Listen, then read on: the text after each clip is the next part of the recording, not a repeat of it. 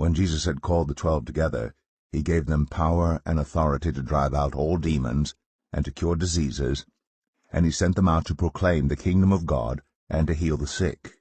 He told them, "Take nothing for the journey, no staff, no bag, no bread, no money, no extra shirt. Whatever house you enter, stay there until you leave that town. If people do not welcome you, leave their town and shake the dust off your feet as a testimony against them." So they set out and went from village to village, proclaiming the good news and healing people everywhere. Now Herod the Tetrarch heard about all that was going on, and he was perplexed, because some were saying that John had been raised from the dead, others that Elijah had appeared, and still others that one of the prophets of long ago had come back to life. But Herod said, "I beheaded John. Who then is this I hear such things about?"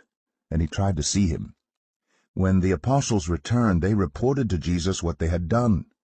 Then he took them with him, and they withdrew by themselves to a town called Bethsaida. But the crowds learned about it and followed him. He welcomed them and spoke to them about the kingdom of God, and healed those who needed healing. Late in the afternoon the 12 came to him and said, "Send the crowd away so they can go to the surrounding villages and countryside and find food and lodging, because we are in a remote place here." He replied, "You give them something to eat."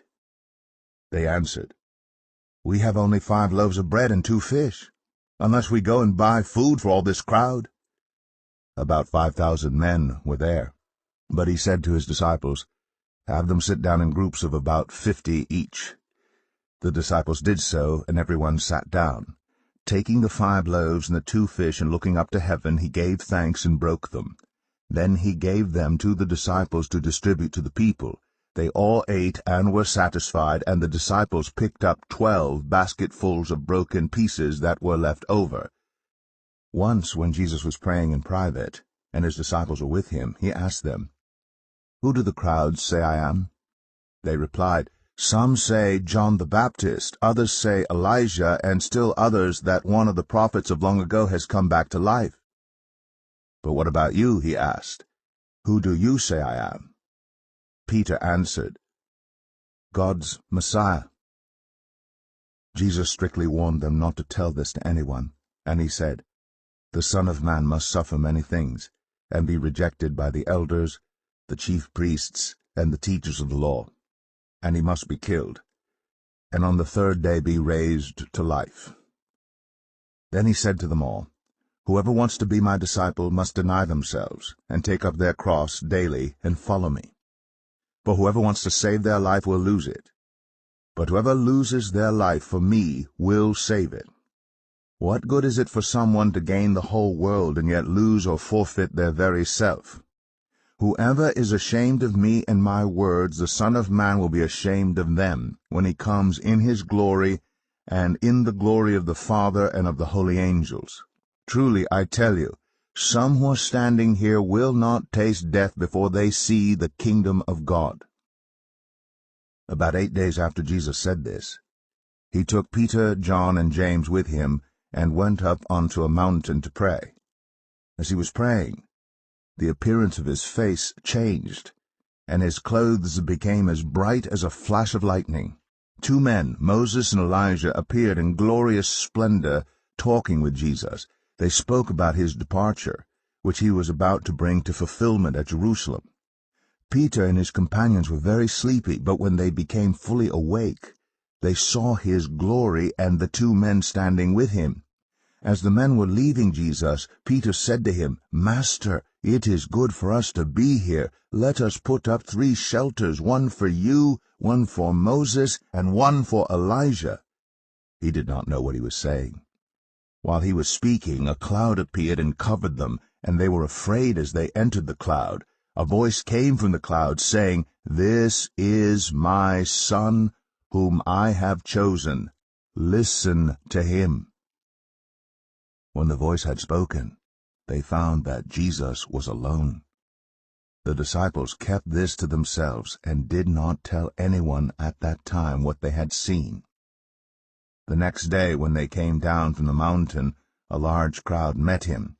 A man in the crowd called out, "Teacher, I beg you to look at my son, for he is my only child.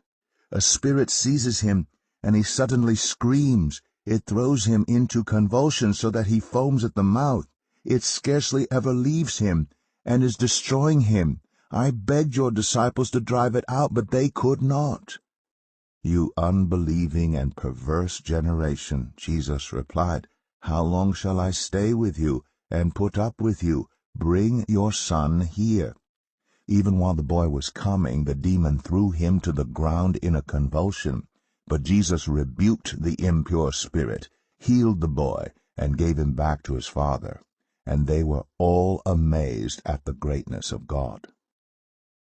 While everyone was marveling at all that Jesus did, he said to his disciples, "Listen carefully to what I'm about to tell you. The Son of Man is going to be delivered into the hands of men." But they did not understand what this meant. It was hidden from them, so that they did not grasp it, and they were afraid to ask him about it. An argument started among the disciples as to which of them would be the greatest. Jesus, knowing their thoughts, took a little child and had him stand beside him. Then he said to them, "Whoever welcomes this little child in my name welcomes me, and whoever welcomes me welcomes the one who sent me. For it is the one who is least among you all who is the greatest." "Master," said John, "we saw someone driving out demons in your name, and we tried to stop him because he is not one of us." "Do not stop him," Jesus said, "for whoever is not against you is for you." As the time approached for him to be taken up to heaven, Jesus resolutely set out for Jerusalem. And he sent messengers on ahead who went into a Samaritan village to get things ready for him. But the people there did not welcome him because he was heading for Jerusalem. When the disciples, James and John, saw this, they asked, "Lord, do you want us to call fire down from heaven to destroy them?" But Jesus turned and rebuked them. Then he and his disciples went to another village. As they were walking along the road, a man said to him, "I will follow you wherever you go." Jesus replied, "Foxes have dens, and birds have nests, but the Son of Man has no place to lay his head." He said to another man, "Follow me." But he replied, "Lord, first let me go and bury my father." Jesus said to him, "Let the dead bury their own dead, but you go and proclaim the kingdom of God." Still another said, "I will follow you, Lord, but first let me go back and say goodbye to my family." Jesus replied, "No one who puts a hand to the plow and looks back is fit for service in the kingdom of God."